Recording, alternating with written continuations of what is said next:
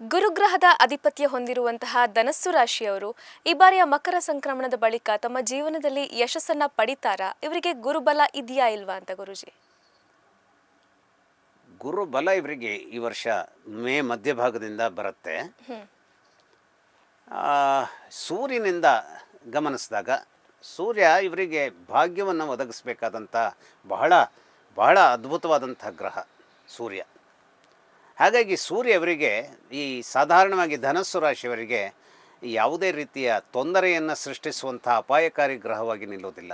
ಈ ಮಕರ ಸಂಕ್ರಮಣದ ಕಾಲಾವಧಿಯಲ್ಲಿಯೂ ಕೂಡ ಸೂರ್ಯ ಅನುಕೂಲಕರವಾಗಿಯೇ ಇರ್ತಾನೆ.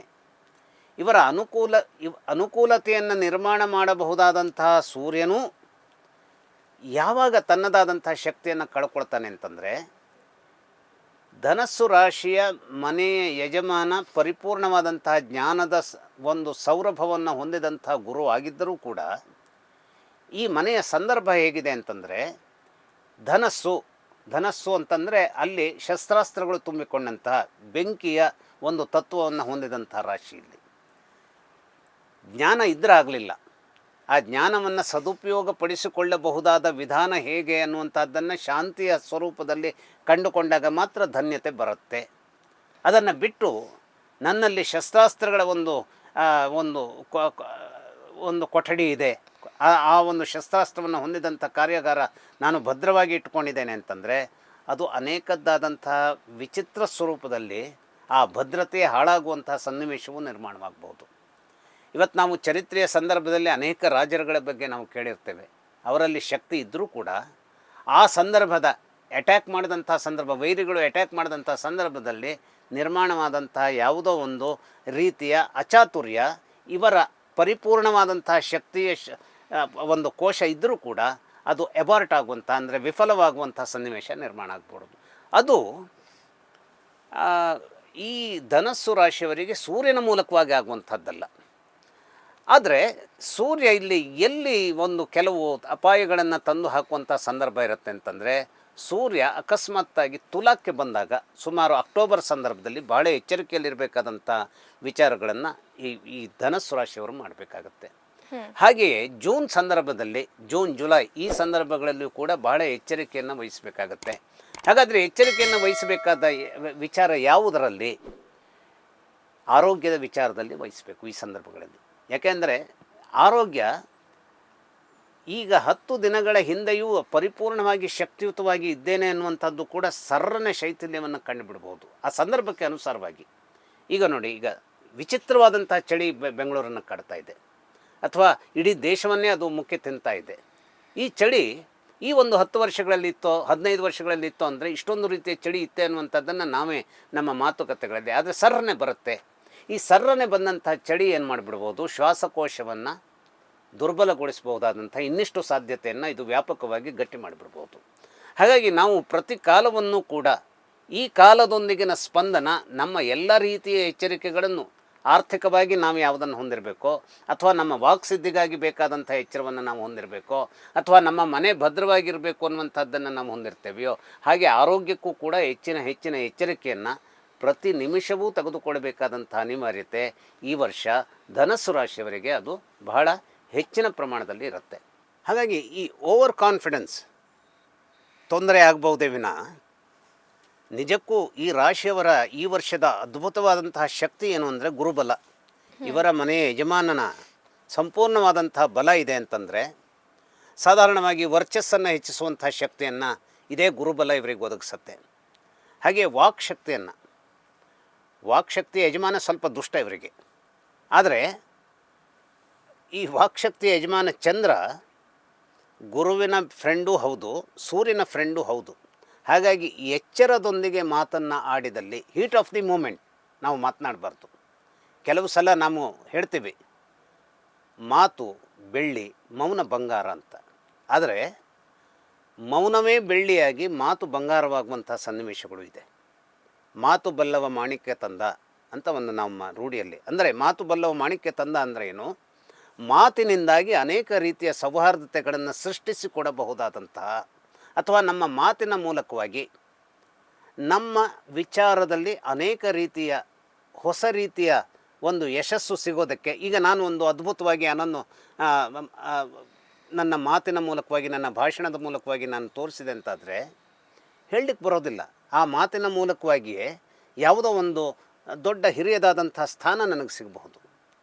ಈ ರಾಜಕಾರಣಿಗಳು, ಈಗ ಯಾವ ರಾಜಕಾರಣಿಯೇ ಇರಲಿ, ಎಲ್ಲ ರಾಜಕಾರಣಿಗಳು ಪರಿಪೂರ್ಣವಾಗಿ ನಾವು ನಿರೀಕ್ಷಿಸಿದ್ದನ್ನು ಕೊಡೋದಕ್ಕೆ ಸಾಧ್ಯವಾಗೋದಿಲ್ಲ. ಅದು ಇಂಡಿಯಾ ಅಂತಲ್ಲ, ಅಮೇರಿಕಾ ಅಂತಲ್ಲ, ರಷ್ಯಾ ಅಂತಲ್ಲ.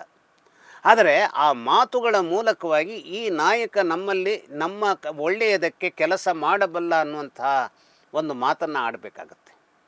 ಬರೇ ಕೇವಲ ಪೊಳ್ಳು ಮಾತುಗಳನ್ನು ಆಡಿದರೂ ಕೂಡ ನಾವು ನಂಬೋದಿಲ್ಲ ಅದನ್ನು. ಆದರೆ ನಮ್ಮನ್ನು ನಂಬಿಸಬಹುದಾದಂತಹ, ನಂಬಿಸಿದ ಮೇಲೆ ನಾವು ಆಡಿದ ಮಾತುಗಳ ವಿಚಾರದಲ್ಲಿ ಸಾಧಾರಣ ಒಂದು 60% ಆದರೂ ನ್ಯಾಯವನ್ನು ಅಥವಾ 50% ಆದರೂ ನ್ಯಾಯವನ್ನು ಒದಗಿಸಬಹುದಾದಂಥ ಕಾರ್ಯವನ್ನು ನಾವು ಮಾಡಿದರೆ ಯಶಸ್ಸು ಸಿಗುತ್ತೆ. ಅಷ್ಟಾದರೂ ಮಾಡಬಲ್ಲ ಅನ್ನುವಂಥದ್ದು ನಮ್ಮ ಮಾತುಗಳ ಮೂಲಕವಾಗಿ ಅದು ವೇದ್ಯಕ್ಕೆ ಯಾರಿಗೆ ಬರುತ್ತೆ? ಮತದಾರರಿಗೆ ಬರುತ್ತೆ. ಹಾಗಾಗಿ ಈ ರಾಶಿಯವರು, ವಿಶೇಷವಾಗಿ ಧನುರ್ ರಾಶಿಯವರು ಈ ವರ್ಷ ರಾಜಕಾರಣದಲ್ಲಿ ಒಳಿತನ್ನು ಕಾಣಬಹುದು. ಹಾಗೆಯೇ ಸಿನಿಮಾ ಫೀಲ್ಡ್, ಅಲ್ಲಿ ಒಳಿತನ್ನು ಸೂರ್ಯನ ಮೂಲಕವಾಗಿ ಕಾಣುವಂಥದ್ದಕ್ಕೆ ಇವರಿಗೆ ಅವಕಾಶ ಇದೆ. ಅಷ್ಟೇ ಅಲ್ಲ, ಡಿಸ್ಟ್ರಿಬ್ಯೂಷನ್ ಈಗ ಸಿನಿಮಾ ತಯಾರಾದರಾಗಲಿಲ್ಲ, ಸಿನಿಮಾ ಜನರ ನಡುವೆ ನಿಲ್ಲಬೇಕಾದ್ರೆ ಒಬ್ಬ ಡಿಸ್ಟ್ರಿಬ್ಯೂಟರ್ ಬೇಕಾಗುತ್ತೆ. ಅಂತಹ ಡಿಸ್ಟ್ರಿಬ್ಯೂಟರ್ಗೂ ಕೂಡ ಒಳಿತನ್ನು ಒದಗಿಸಿಕೊಡಬೇಕಾದಂಥದ್ದು ಈ ಧನುಸ್ಸು ರಾಶಿಯವರಿಗೆ ಯಾರು ಒದಗಿಸ್ತಾರೆ ಅಂತಂದರೆ ಸಹಾಯವನ್ನು ಇದೇ ಶನೈಶ್ಚರ ಒದಗಿಸ್ತಾನೆ. ಯಾವುದೇ ಸಂದರ್ಭದಲ್ಲೂ ಓವರ್ ಕಾನ್ಫಿಡೆಂಟ್ ಆಗಬಾರ್ದು. ಶನೈಶ್ಚರ ಅಂತ ಹೇಳ್ತಿದ್ದೇನೆ, ಕ್ಷಮಿಸಿ. ಗುರು ಒದಗಿಸ್ತಾನೆ, ಸೂರ್ಯ ಒದಗಿಸ್ತಾನೆ. ಶನೈಶ್ಚರ ಅಲ್ಲಿ ಇಲ್ಲಿ ಏನು ಮಾಡ್ತಾನೆ? ಸ್ವಲ್ಪ ದಾರಿ ತಪ್ಪಿಸುವಂಥ ಕೆಲಸವನ್ನು ಮಾಡ್ತಾನೆ ಹೊರತು ನೇರವಾಗಿ ಕೆಟ್ಟದ್ದನ್ನೇ ಮಾಡ್ತೇನೆ ಅನ್ನುವಂಥ ಶಪಥದೊಂದಿಗೆ ಶನೈಶ್ಚರ ಇವರ ಪಾಲಿಗೆ ಹೋಗೋದಿಲ್ಲ. ಹಾಗಾಗಿ ಗುರು ಮತ್ತು ಸೂರ್ಯರು ಮಾಡಬಹುದಾದಂತಹ ಅನುಕೂಲವನ್ನು ನೇರವಾಗಿ ಧ್ವಂಸ ಮಾಡುವಂಥ ಶಕ್ತಿಯನ್ನು ಶನೈಶ್ಚರ ಕಳೆದುಕೊಳ್ಳೋದ್ರಿಂದ ವಿಶೇಷವಾಗಿ ಭಾಗ್ಯದ ವಿಚಾರದಲ್ಲಿ ಸೂರ್ಯನಿಂದ ಎಲ್ಲ ರೀತಿಯ ಒಂದು ಒಳಿತುಗಳನ್ನು ಇವರು ನಿರೀಕ್ಷೆ ಮಾಡಬಹುದು. ಹಾಗೆಯೇ ಸೂರ್ಯ ಬುಧರ ಯೋಗ ಈ ಧನಸ್ಸು ರಾಶಿಯವರ ಸಂಬಂಧವಾಗಿ ಜಾತಕದಲ್ಲಿ ಇದೆ ಅಂತಾದರೆ ಧರ್ಮಕರ್ಮಾಧಿಪ ಯೋಗ ಅನ್ನುವಂಥದ್ದು ಇಲ್ಲಿಯವರೆಗೂ ನಿರೀಕ್ಷೆ ಮಾಡಲಿಕ್ಕೆ ಸಾಧ್ಯವಾಗದೇ ಹೋದಂತಹ ಯಶಸ್ಸನ್ನು ಕೆಲಸದ ಸ್ಥಳದಲ್ಲಿ ಗಳಿಸಬಹುದು. ಅಂದರೆ ಈಗ ಒಂದು ಕಂಪನಿಯಲ್ಲಿ ನಾನು ಕೇವಲ ಕ್ಲರ್ಕ್ ಆಗಿದ್ದೇನೆ ಅಂದರೆ ಆಫೀಸರ್ ಆಗ್ಬೋದು, ಆಫೀಸರ್ ಆಗಿದ್ದೇನೆ ಅಂತಂದರೆ ಸೂಪರಿಂಟೆಂಡೆಂಟ್ ಆಗ್ಬೋದು, ಒಬ್ಬ ಕೇವಲ ನಾನು MLA ಆಗಿದ್ದೇನೆ ಅಂತಂದರೆ ಮಿನಿಸ್ಟರ್ ಆಗಬಹುದು, ಮಿನಿಸ್ಟರ್ ಆಗಿದ್ದವನು ಮುಖ್ಯಮಂತ್ರಿ ಆಗಬಹುದು.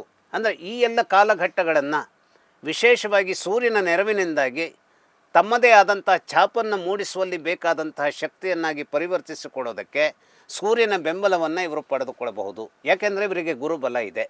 ಮತ್ತು ಶನೈಶ್ಚರ ಒಂದು ರೀತಿಯ ಹಾಗೆ ಕೆಟ್ಟವನೂ ಅಲ್ಲ, ಒಳ್ಳೆಯವನೂ ಅಲ್ಲ, ಆ ರೀತಿಯ ಒಂದು ಸ್ಥಿತಿಗತಿಗಳಲ್ಲಿ ಇರೋದರಿಂದ. ಯಾಕೆಂದರೆ ಮೀನರಾಶಿಯಲ್ಲಿದ್ದಾಗ ಅವನು ಮೀನರಾಶಿಯ ಯಜಮಾನನಾದಂತಹ ಗುರು ಏನಾಗಿದ್ದಾನೆ, ಸೂರ್ಯನು ಮತ್ತು ಅವರು ಆ ಸ್ಥಾನಮಾನದಲ್ಲಿ ಸರಿಕರಾಗಿರ್ತಾರೆ. ಹಾಗಾಗಿ ಅವರಲ್ಲಿ ಒಂದು ರೀತಿಯ ಸ್ನೇಹ ಅಲ್ಲದೆ ಹೋದರೂ ಪರಸ್ಪರರಲ್ಲಿ ತೋರಿಸಬೇಕಾದಂತಹ ಗೌರವ ಇದ್ದೇ ಇರುತ್ತೆ. ಈಗ ಒಬ್ಬ ರಾಜಕಾರಣಿಗಳಲ್ಲಿ ಒಬ್ಬ ಪ್ರಖರನಾದಂಥ ರಾಜಕಾರಣಿ ಇದ್ದಾನೆ ಅಂದರೆ ಅವನಷ್ಟೇ ಪ್ರಖರವಾದಂಥ ರಾಜಕಾರಣಿಯನ್ನು ನೇರವಾಗಿ ಎದುರು ಹಾಕ್ಕೊಳ್ಳೋದಕ್ಕೆ ಒಬ್ಬ ರಾಜಕಾರಣಿ ಹೋಗೋದಿಲ್ಲ. ಯಾಕೆಂದರೆ ನಾನೇನಾದರೂ ಒಂದು ಮಾಡಿದರೆ ಅವನು ಏನೋ ಒಂದನ್ನು ಮಾಡಿ ನನ್ನ ದಾರಿಯನ್ನು ಕಂಗೆಡಿಸಬಹುದು ಅನ್ನುವಂಥ ಹೆದರಿಕೆ ಇರುತ್ತೆ. ಹಾಗೆಯೇ ಈ ಗುರು ಮತ್ತು ಶನೈಶ್ಚರರಲ್ಲೂ ಕೂಡ ಇಬ್ಬರಲ್ಲಿಯೂ ಒಂದು ರೀತಿಯ ಅವರ ಅಂತಸ್ತಿನ ವಿಚಾರ ಒಂದೇ ಮಟ್ಟದ್ದಾಗಿರೋದ್ರಿಂದ ಇಬ್ಬರು ಪರಸ್ಪರರ ಕಾಲನ್ನು ಎಳೆದುಕೊಳ್ಳುವಂತಹ ದುಷ್ಟ ಕೆಲಸಗಳನ್ನು ಮಾಡಲಿಕ್ಕೆ ಹೋಗೋದಿಲ್ಲ. ಹಾಗಾಗಿ ಶನೈಶ್ಚರ ಇಲ್ಲಿ ಏನಾಗಿರ್ತಾನೆ, ತಟಸ್ಥನಾಗಿರ್ತಾನೆ.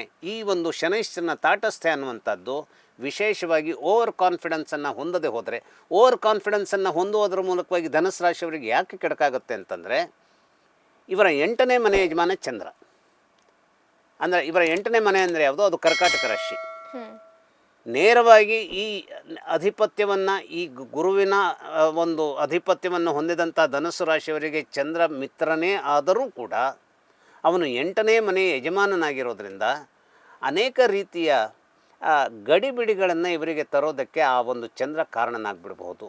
ಅಥವಾ ಆ ಚಂದ್ರ ಅನೇಕ ರೀತಿಯ ಈ ಮೆಂಟಲ್ ಸ್ಟೇಟಸ್, ಈಗ ನೋಡಿ ನಾವು ಇವತ್ತು ಹುಣ್ಣಿಮೆ ಅಮಾವಾಸ್ಯೆಯ ತೊಂದರೆಗಳು ಅಂತ ಹೇಳ್ತೇವೆ. ಆ ಹುಣ್ಣಿಮೆ ಅಮಾವಾಸ್ಯೆಯ ತೊಂದರೆಗಳು ಏನಾದರೂ ಇದ್ದಲ್ಲಿ ಆ ದಿನಗಳಲ್ಲಿ ಸ್ವಲ್ಪ ತಾಳ್ಮೆಯಿಂದ ಇರಬೇಕಾದಂತಹ ವಿಚಾರಗಳನ್ನು ಇವರು ಪ್ರದರ್ಶಿಸಬೇಕಾಗತ್ತೆ. ಅದರಲ್ಲೂ ಈ ವರ್ಷ ವಿಶೇಷವಾಗಿ ಅದನ್ನು ತೋರಿಸಲೇಬೇಕು. ಈ ವರ್ಷ ಯಾಕೆ ತೋರಿಸ್ಬೇಕು? ಗುರುಬಲ ಇದ್ದರೂ ಕೂಡ ಯಾಕೆ ತೋರಿಸ್ಬೇಕು ಅಂತಂದರೆ, ಸರ್ರನೆ ಸುಖಕ್ಕೆ ತೊಂದರೆಯನ್ನು ಕೊಡಬಹುದಾದಂತಹ ಸ್ಥಿತಿಯನ್ನು ಶನೈಶ್ಚರ ನಿರ್ಮಾಣ ಮಾಡೋದಕ್ಕೆ ಕಾದುಕೊಂಡೇ ಇರ್ತಾನೆ ಅಂತಂದ್ರೆ ಅವನು ಮಾಡೇ ಮಾಡ್ತಾನೆ ಅಂತಲ್ಲ. ಆದರೆ ಕಾದುಕೊಂಡೇ ಇರುವವನಾಗಿರೋದ್ರಿಂದ ಏನಾಗುತ್ತೆ, ಅವನಿಗೆ ಒಂದು ಸಣ್ಣ ನೆಮ ಸಿಕ್ಕಿದ್ರೆ ಸಾಕು, ನೇರವಾಗಿ ಬಂದು ಕಾದಾಡೋದಕ್ಕೆ ಸಾಧ್ಯವಾಗದೆ ಹೋದಂತಹ ಶನೈಶ್ಚರ ಇಂಡೈರೆಕ್ಟಾಗಿ ಅಟ್ಯಾಕ್ ಮಾಡುವಂಥದ್ದಕ್ಕೆ ಸಾಧ್ಯತೆ ಇರುತ್ತೆ. ಈಗ ನೋಡಿ, ನಾವು ನಮ್ಮದೇ ಭಾರತದ ಸಂದರ್ಭವನ್ನು ಗಮನಿಸಿದರೆ, ನೇರವಾಗಿ ಬಾಂಗ್ಲಾದೇಶ ನಮಗೇನೂ ಒಂದು ದೊಡ್ಡ ಇದಲ್ಲ, ನಮ್ಮ 5 ನಿಮಿಷದಲ್ಲಿ ಅದನ್ನು ನಿಯಂತ್ರಿಸಬಹುದಾದಂಥ ಸಾಧ್ಯತೆ ಇರುತ್ತೆ. ಆದರೆ ಬಾಂಗ್ಲಾದೇಶಕ್ಕೆ ಸಿಗಬಹುದಾದಂತಹ ಅನೇಕ ರೀತಿಯ ಬೇರೆ ರೀತಿಯ ಬೆಂಬಲಗಳು ಭಾರತ ನೇರವಾಗಿ ಒಂದು ಧೈರ್ಯದೊಂದಿಗೆ ಆ ಬಾಂಗ್ಲಾದೇಶವನ್ನು ಹಿಡಿತದಲ್ಲಿ ಪಡೆಯಬಹುದಾದಂತಹ ಸಾಧ್ಯವಾಗೋದಿಲ್ಲ. ಹಾಗಾಗಿ ಕೆಲವೊಂದು ಸಲ ಏನಾಗುತ್ತೆ, ನೇರವಾಗಿ ಆಗುವಂಥದ್ದು ಸಾಧ್ಯವಾಗದೆ ಹೋದಾಗ ಸ್ವಲ್ಪ ಮಟ್ಟಿಗಿನ ಆತುರವನ್ನು ನಿಯಂತ್ರಿಸಬೇಕಾದಂತಹ, ಕಾದು 2 ಹೆಜ್ಜೆ ಹಿಂದೆ ಸರಿದು 10 ಹೆಜ್ಜೆಗಳನ್ನು ಮುಂದಿಡಬೇಕಾದಂತಹ ತಾಳ್ಮೆಯನ್ನು ತೋರಿಸ್ಬೇಕಾಗತ್ತೆ. ಆ ತಾಳ್ಮೆ ಇವತ್ತು ಈ ಒಂದು ಧನುರಾಶಿಯವರಿಗೂ ಕೂಡ ಈ ಒಂದು ಮಕರ ಸಂಕ್ರಮಣದ ಕಾಲಾವಧಿಯ ಸಂದರ್ಭದಲ್ಲಿ ಸೂರ್ಯನ ಸಂಬಂಧವಾದಂತಹ ಒಂದು ಸಹಾಯ ಸಿಕ್ಕಿದರೂ ಕೂಡ ಎಲ್ಲೋ ಒಂದು ಕಡೆ ನಮ್ಮ ಒಂದು ಬೀಳುವಿಕೆಗಾಗಿ ಕಾದುಕೊಂಡಂತಹ ಶುಕ್ರ ಮತ್ತು ಶನೈಶ್ಚರರು ಇದ್ದಾರೆ ಎನ್ನುವಂಥದ್ದನ್ನು ನೆನಪಿನಲ್ಲಿಟ್ಟುಕೊಂಡು, ಹಾಗೆಯೇ ಬುಧನೂ ಇರ್ತಾನೆ ಎನ್ನುವಂಥದ್ದನ್ನು ನೆನಪಿನಲ್ಲಿಟ್ಟುಕೊಂಡು ಹೆಜ್ಜೆಯನ್ನು ಇಡಬೇಕಾಗತ್ತೆ. ಆ ರೀತಿಯ ಹೆಜ್ಜೆಗಳನ್ನು ಇಟ್ಟುಕೊಳ್ತಾ ಹೋದಾಗ ತನ್ನನ್ನು ತಾನು ಸಂವರ್ಧಿಸಿಕೊಳ್ಳುವಂತಹ ಶಕ್ತಿಯನ್ನು ಪಡೆದಿರುವಂತಹ, ಶುಕ್ಲ ಪಕ್ಷದಲ್ಲಿ ಸಂವರ್ಧಿಸಿಕೊಳ್ಳುವಂತಹ ಶಕ್ತಿಯನ್ನು ಪಡೆದಿರುವಂತಹ ಇದೇ ಚಂದ್ರ ಮರಣದ ಮನೆಯ ಯಜಮಾನನಾಗಿದ್ದರೂ ಕೂಡ ಅನೇಕ ರೀತಿಯ ಸಂಪತ್ತಿನ ಸಂವರ್ಧನೆಯನ್ನು ಮಾಡಲಿಕ್ಕೂ ಕಾರಣನಾಗ್ತಾನೆ. ಆದರೆ ವಿಶೇಷವಾಗಿ ಶುಕ್ಲ ಪಕ್ಷಗಳಲ್ಲಿ ಮಾತ್ರ ಈತ ಕಾರಣನಾಗ್ತಾನೆ. ಆ ಕೃಷ್ಣ ಪಕ್ಷದ ಸಂದರ್ಭದಲ್ಲಿ ಚಂದ್ರನ ಹೆಲ್ಪ್ ಕೂಡ ಇವರಿಗೆ ಸಿಗೋದಿಲ್ಲ. ಹಾಗಾಗಿ ಈ ಎಲ್ಲ ಕಾಲವನ್ನು ನಾವು ನಮ್ಮದೇ ಹೆಜ್ಜೆ ಇಡುವಂತಹ ಸಂದರ್ಭದಲ್ಲಿ, ಅಥವಾ ನಾವು ವಾಹನಗಳಲ್ಲಿ ಹೋಗುವಂಥ ಸಂದರ್ಭದಲ್ಲಿ, ಇದು ಚತುಷ್ಪಥ ರಸ್ತೆಯೇ, ಇಲ್ಲಿ ನಾವು ಪೂರ್ತಿಯಾಗಿ ಸುರಕ್ಷಿತರೇ, ಈ ರಸ್ತೆಯಲ್ಲಿ ಇದು ಒಂದು ಘಾಟಿನ ಸೆಕ್ಷನ್ ಬಂತು ಅಂತಾದರೆ, ಒಂದು ಘಟ್ಟದ ದಾರಿ ಬಂತು ಅಂತಾದರೆ ಅಲ್ಲಿ ಎಚ್ಚರವನ್ನು ವಹಿಸಬೇಕಾಗತ್ತೆ. ಅಲ್ಲಿ ನಾವು ಚತುಷ್ಪಥ ರಸ್ತೆಯಲ್ಲಿ ಹೋಗುವಂಥ ಸ್ಪೀಡ್ನಲ್ಲಿ ಹೋಗಲಿಕ್ಕಾಗಲ್ಲ. ಈ ಎಲ್ಲ ಎಚ್ಚರದೊಂದಿಗೆ ಹೆಜ್ಜೆಯನ್ನು ಇಡಬಹುದಾದಂತಹ ತಾಳ್ಮೆಯನ್ನು ಧನುಸ್ಸು ರಾಶಿಯವರು ತೋರಿದರೆ ಕೇವಲ ಗುರುಬಲ ಒಂದೇ ಇವರನ್ನು ಕಾಪಾಡುತ್ತೆ. ಅಷ್ಟೇ ಅಲ್ಲ, ಭಾಗ್ಯವನ್ನೇ ಕೊಡಬೇಕು ಎಂದು ನಿರ್ಧರಿಸಿಕೊಂಡಂತಹ ಸೂರ್ಯನ ಸಂಪೂರ್ಣವಾದಂಥ ಕೃಪೆ ಇವರ ಪಾಲಿಗಿರುತ್ತೆ. ಸೂರ್ಯನ ಒಂದು ಕೃಪೆ ಇವರಿಗೆ ಸಿಗುತ್ತು ಅಂತಂದರೆ ಕತ್ತಲೇ ಇರದೆ ಹೋದಂತಹ ದಿನಗಳನ್ನು ನಾವು ಆನಂದಿಸಬಹುದಾದಂತಹ ಸಂದರ್ಭವನ್ನು ಇವರು ನಿರೀಕ್ಷೆ ಮಾಡಬಹುದು. ಕತ್ತಲೇ ಇರದೆ ಹೋದಂಥದ್ದು ಅಂದರೆ ನಮಗೆ ನಮ್ಮ ಒಂದು ಜೀವನದ ಸಂದರ್ಭದಲ್ಲಿ ಹಗಲು ರಾತ್ರಿಗಳು ಬೇಕೇ ಬೇಕು. ಇಲ್ಲಿ ಹೇಳುವಂಥದ್ದು ಸಾಂಕೇತಿಕವಾಗಿ ಹೇಳ್ತಾ ಇದ್ದೇನೆ.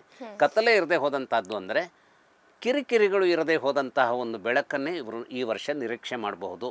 ಆದರೆ ತಾಳ್ಮೆ ಇವರಿಗೆ ಅನಿವಾರ್ಯವಾಗಿ ಬೇಕಾದಂತಹ ವಜ್ರಾಯುಧವಾಗಿದೆ. ಆ ವಜ್ರಾಯುಧವನ್ನು ಇವರು ಹೊಂದಿರಲೇಬೇಕಾಗತ್ತೆ. ಇದರ ಬಗ್ಗೆ ಸರಿಯಾದಂಥ ಎಚ್ಚರಿಕೆ ಹೊಂದಿರಲಿ.